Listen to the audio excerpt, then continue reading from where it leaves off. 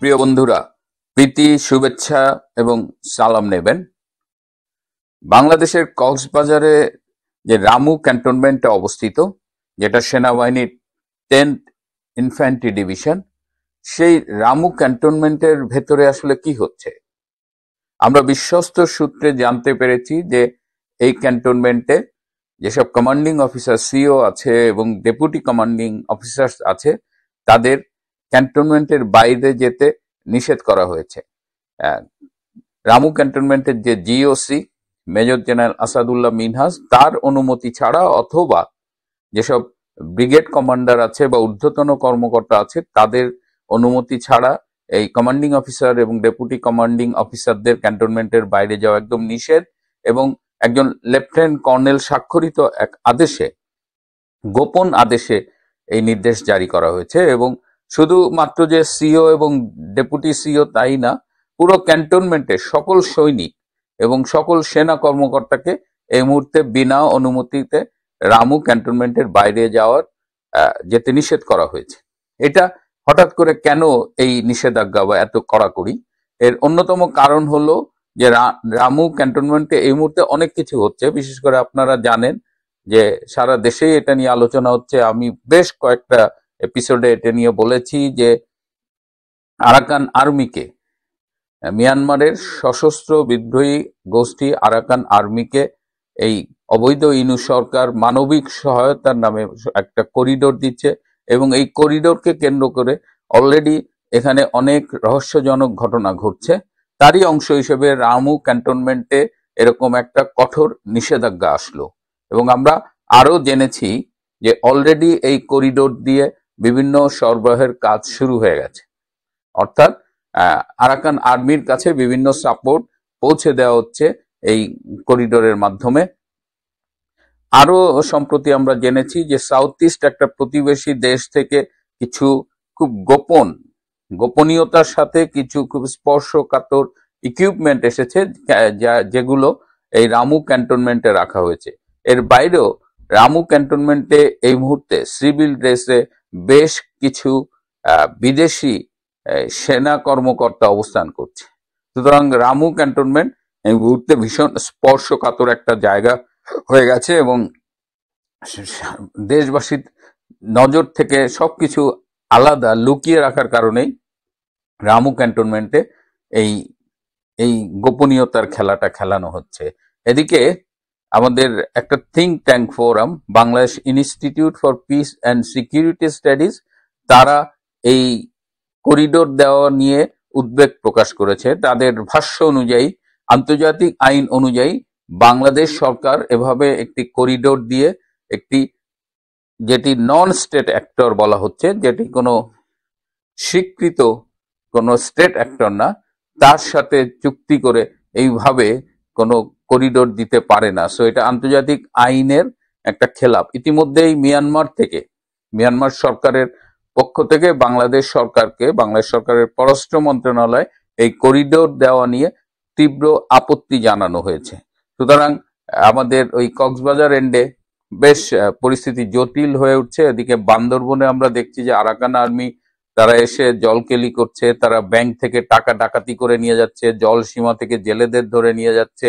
এবং আরো একটি উদ্বেগের বিষয় হলো যে এখন যেহেতু এই টেকনাফ এবং বাংলাদেশ এই মিয়ানমারের যে বর্ডার, সেখানে যেহেতু মিয়ানমারের রেগুলার বর্ডার ফোর্স নেই এবং সেখানে আরাকান আর্মি এবং অন্যান্য সশস্ত্র বিদ্রোহীরা এই বর্ডার গার্ড দিচ্ছে, সুতরাং এই বর্ডারের ম্যানেজমেন্ট এই মুহূর্তে যথেষ্ট দুর্বল। এবং এই দুর্বলতার সুযোগে এখান থেকে প্রচুর ড্রাগস এবং অস্ত্রের চোরাচালানির সুযোগ সৃষ্টি হয়েছে। এবং এই ড্রাগস, এই মাদক এবং অস্ত্র একদিকে যেমন বাংলাদেশে প্রবেশ করবে, আর একদিকে এটা ভারতের নর্থ ইস্ট রাজ্য, বিশেষ করে মিজোরামে এই এই মাদক এবং অবৈধ অস্ত্রের চোরাচালানের একটা ভয়াবহ ঝুঁকি তৈরি হয়েছে এবং এটি শুরু হয়ে গেছে বলা যায় আর কি।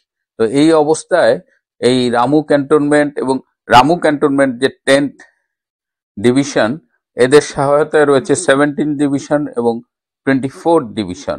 সবাই মিলেই এই করিডোর দেওয়ার এই ব্যাপারে এই পাশ্চাত্য শক্তি, বিশেষ করে টু বি ভেরি স্পেসিফিক, আমেরিকার এই যে এই করিডোর টরিডোর করা এগুলোর সঙ্গে আমেরিকার বেসিক্যালি তারা যে বার্মা একটা পাশ করেছিল সংসদে 2022 সালের 15 ডিসেম্বর, তারই ধারাবাহিকতায় আমরা এটা দেখতে পাচ্ছি।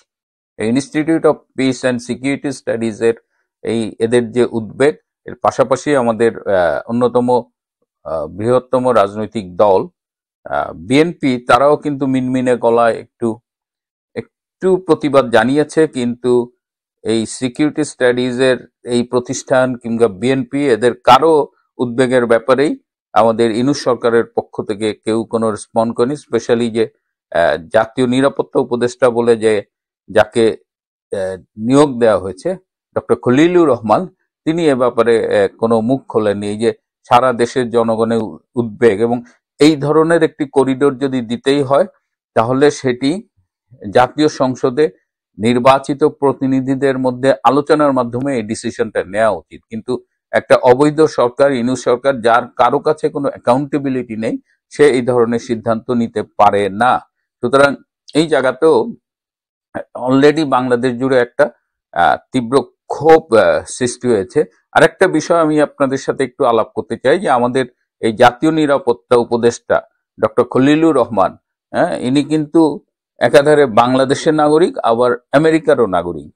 তো একজন ভিনদেশী নাগরিকত্ব গ্রহণকারী মানুষ, তিনি কি করে একটা দেশের নিরাপত্তার মতো এত স্পর্শকাতর বিষয়ের উপদেষ্টা হয়?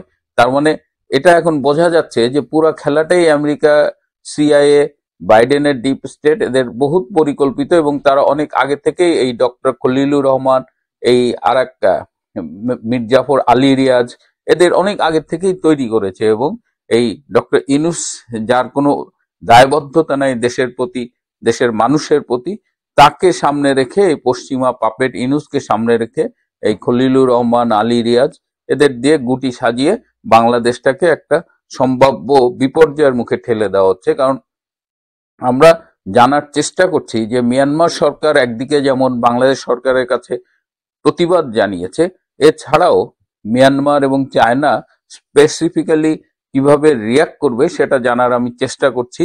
আমি আমার এই 3টে দেশ ভ্রমণ শেষে আজকেই অস্ট্রেলিয়ায় ফিরলাম। আমি আশা করি যে এরপর থেকে আপনাদের সাথে আমার নিয়মিত কথা হবে এবং অনেক বিষয়ে কথা হবে, এবং আমি এই আলোচনায় আপনাদের আরো একটু সম্পৃক্ত করতে চাই। তো আমি আশা করি যে আগামীকাল থেকে এই বিষয়গুলোতে আমরা আরো স্পষ্টভাবে কথা বলবো। প্রিয় বন্ধুরা, আজ এ পর্যন্তই। বাংলাদেশের আকাশে একটা কালো মেঘ দেখা যাচ্ছে, একদিকে অর্থনীতি একেবারে বিপর্যয়ের মুখে চলে গেছে, অর্থনীতি খুব খারাপ অবস্থা। সরকারি খাত আর বেসরকারি খাতে তো ভীষণ অস্থিরতা চলছে, তারা অনেকেই ব্যবসা ছেড়ে দিচ্ছে, ছেড়ে দেওয়ার পরিকল্পনা করছে।